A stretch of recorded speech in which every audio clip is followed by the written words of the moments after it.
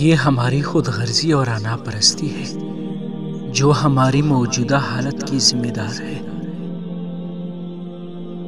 तुम्हारा बदतरीन दुश्मन तुम्हारे अंदर मौजूद तुम्हारा नफ्स है। यही वो बुत है जिसकी इंसान सबसे ज्यादा पूजा करता है और जिससे वो सबसे ज्यादा वाबस्ता है। इंसान उस वक़्त तक परहेजगार नहीं बन सकता जब तक वो इस बुत को न तोड़ दे, क्योंकि बुत और खुदा एक साथ नहीं चल सकते। अनापरस्त कभी भी मुतकी नहीं हो सकता। हम बज़ाहिर मजहबी हो सकते हैं लेकिन हकीकत में बुत परस्त है।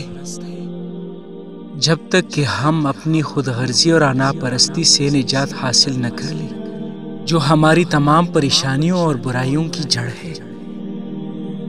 नमाज पढ़ते वक्त हम कहते हैं हम तेरी ही इबादत करते हैं और तुझ ही से मदद मांगते हैं, लेकिन बदकिस्मती से हमारी सारी सोचें अपनी ही जात पर मरकूज रहती है। हम अपनी जाती मफादात के लिए नमाज पढ़ते हैं और इस तरह हकीकत में सिर्फ अपनी इबादत करते हैं।